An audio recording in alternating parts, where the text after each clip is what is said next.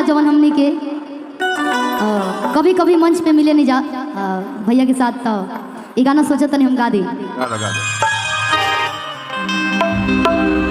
कि राजा पहिले नियन नहीं मानेलो कि अपना में हरी के गैर लेखा जाने लो। आप आ जाइए, खड़े हो जाइए। चांदनी जाइए, रोल आइए आइए आइए आइए, मेहंदी वाला रोल कीजिए। चांदनी कलाकार वही होता है जो कभी एक्टिंग करके इमोशनल कर देता है, कभी रोमांटिक कर देता है, कभी हंसा देता है। तो इसमें बुरा नहीं मानने का।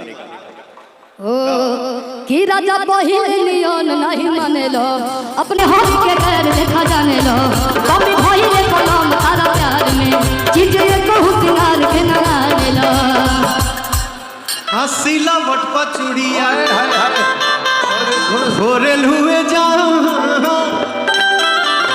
अरे सीला वटपा चूड़िया घोरेल हुए जाओ। छोटे बाबा जोड़ी फोटो लाता है कुछ सांख बजा के। अरे सिलावट पर चूड़िया फोरेल हुए जा, अपना राजा जी के दिलवा काहे तोड़े।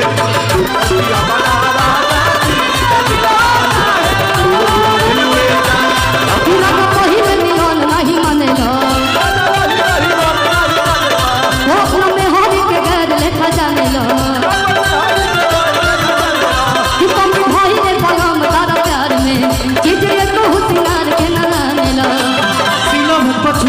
फोरेल हुए जा, सिलावट पर चूड़िया फोरेल हुए जा, कि अपना राजा जी के दिलवा काहे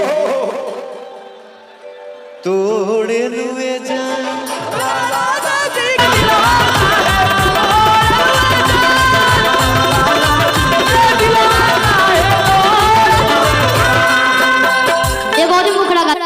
छोटे बाबा अरे शिल्पी रतनों का चांस था बेचारे में, दोनों बजा के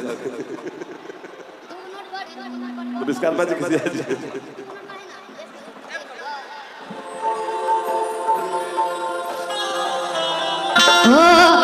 कि गोरखपुर गया छपरा में, कि गईले गाजीपुर गोटागांव में। आप नहीं रहेंगे तो काम नहीं चलेगा। हमने के रिश्ता भाई बहन के बातें, तो भौजाई के रह के जाए बीच में। का भैया कि गोरखपुर गया छपरा में, हो गई गाजीपुर गोटागांव में, कि गोरखपुर गया छपरा में, गई गाजीपुर गोटागांव में। कौन सब हाथ नहीं मिला मिला मिला मिला, अरे बनता टाइट तो हो जाए ढीला, कि कोन खंड हो या ढीला बबुआ में, खंड हो या ढीला बबुआ में, और खंड हो या ढीला बबुआ में सहीला, और खंड हो या ढीला बबुआ में। यही बोल रहा था कि एक समय क्या था जब मैंने गाना गाया था, तो उस टाइम कोई हवा नहीं बना। आधा जिला उखाड़ देला किला, लेकिन अभी कुछ वो करा तो हो में बढ़ जाता, हो में बढ़ जाता। नहीं, कलाकार अपना काम करता है, राइटर लिखता है, फिल्म के हिसाब से आदमी काम करता है। पर खंड हो या जिला, हर पर खंड हो या जिला, हमारा भैया बनवे सहिला। पर खंड हो या जिला, सब भाई में सहिला, हो या जिला हमरा भैया में सहिला, खंड हो या जिला हमरा भैया में सहिला।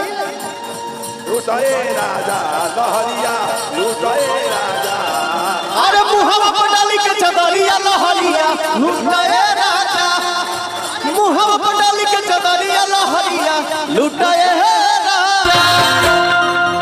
कि 3 कट्ठा बलवा 1.5 कट्ठा भभंता,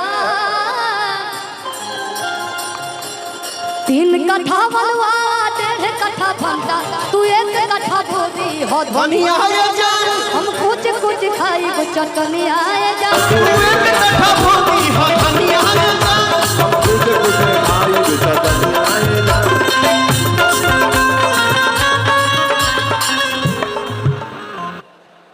आओ तू लोग आओ